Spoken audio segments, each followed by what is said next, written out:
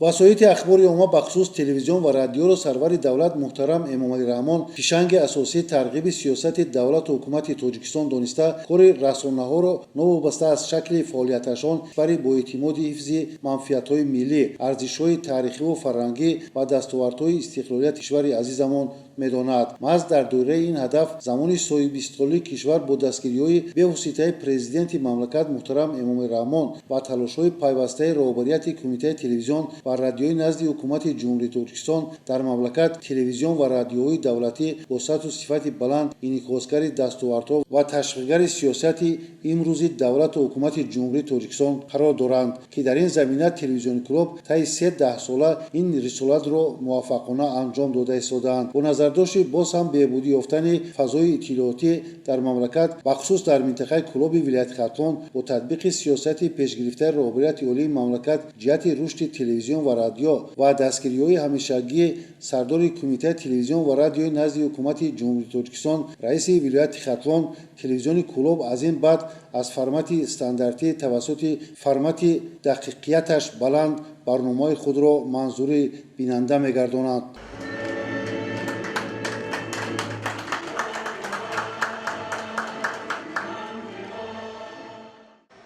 телевизиони Кӯлоб барномаҳои худро бо истифода аз муосиртарин дастгоҳу таҷҳизоти лозимаи формати дақиқияташ баланд шурӯъ намуд. дар расми ифтитоҳи ин падидаи фазои иттилоотии кишвар роҳбарияти кумитаи телевизион ва радиои назди ҳукумати ҷумҳурии Тоҷикистон, раиси вилояти Хатлон, роҳбарият ва кормандони эҷодию техникии телевизиони Кӯлоб ширкат доштанд. дар ин фазо ҳозирин аз дастгириҳои пайвастаи асосгузори сулҳу ваҳдати миллӣ пешвои миллат муҳтарам Эмомалӣ Раҳмон нисбат ба рушди соҳа ва таваҷҷӯҳи ин ҷонибро ба омода сохтани барномаҳои пурмазмуну дорои аҳамияти тарихию фарҳангӣ дошта ёдоварӣ ва ходимони телевизиони Кӯлобро дар ин масъала вазифадор намуда таъкид сохтанд, ки барои ҳар як давлати соҳибистиқлол дар қаламрави худ таъмин намудани фазои солиму дурусти иттилоотӣ муҳим мебошад. фароҳам шудани чунин фазои мусоиду беҳбуд ёфтани пахши барномаҳои телевизиони Кӯлоб ҳар нафар корманди ин даргоҳро бобати таҳияи барномаҳои боз ҳам ҷолиб ҳавасманд гардонида ҳамзамон изҳори қаноатмандӣ доранд.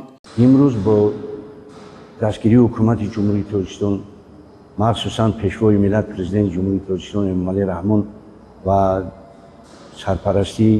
кумитаи телевизион ва радиои назди ҳукумати ҷумҳурии Тоҷикистон ва телевизиони Кӯлоб таҷҳизотҳои нави дақиқияташ баланд HD ворид гардид. пеш аз ҳама мехостам арзи сипоси аҳли эҷоди телевизиони Кӯлобро расонам. мо дар оянда кӯшиш менамоем, ки беҳтарин дастовардҳои ҳукумати ҷумҳурии Тоҷикистонро дар минтақа пешкаши аҳолӣ намоем.